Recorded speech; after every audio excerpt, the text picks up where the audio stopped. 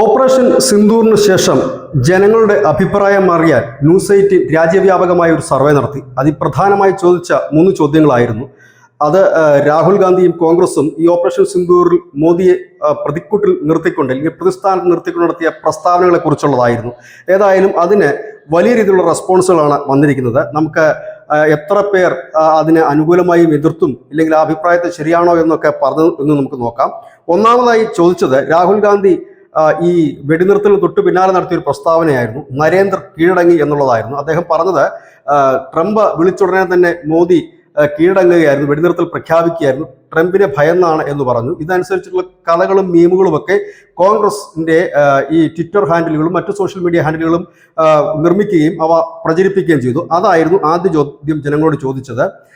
അതായത് ഈ ട്രംപിനെ ഭയന്ന് അല്ലെങ്കിൽ ട്രംപ് വിളിച്ചുടൻ തന്നെ മോദി കീഴടങ്ങിയതാണോ എന്ന ചോദ്യമായിരുന്നു. അല്ല എന്നാണ് 87.55% ജനങ്ങളും പറഞ്ഞത്.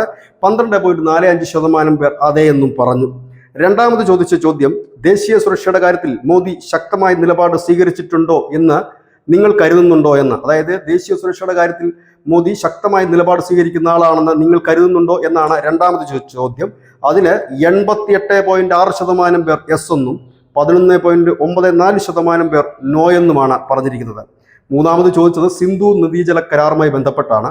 BJPയുടെ ഒരു വലിയ ക്യാമ്പയിൻ ഇപ്പോൾ നടക്കുന്നുണ്ട്. ജവഹർലാൽ നെഹ്റുവും അയൂബ് ഖാനും ഒപ്പുവെച്ച സിന്ധു നദീജല കരാർ ദേശീയ താല്പര്യത്തിന് വിരുദ്ധമായിരുന്നുവെന്നും ദേശീയ താല്പര്യങ്ങൾ അടിയറ വെച്ചുവെന്നുമാണ് BJPയുടെ വാദം. അത് ശരിയാണോ എന്ന് ചോദിക്കുമ്പോൾ 83.38% പേരും ശരിയാണ് എന്ന് തന്നെ പറയുന്നു. 16.62% പേർ അല്ല എന്നും പറയുന്നു. ഇവിടെ ശ്രദ്ധിക്കേണ്ട ഒരു കാര്യമുണ്ട്. 2024 തൊട്ട് മുമ്പ് 65-68% മോദിയുടെ ജനപ്രീതിയെങ്കിൽ തെരഞ്ഞെടുപ്പ് കാലയളവിൽ അത് 62 ചുരുങ്ങുന്ന ഒരു കാഴ്ച കാണാൻ കഴിഞ്ഞു. പക്ഷേ ഇപ്പോഴത്തെ കണക്കനുസരിച്ച് മോദിയുടെ ജനപ്രീതി 88% ഉയർന്നിരിക്കുന്നു എന്ന് തന്നെ പറയേണ്ടി വരും.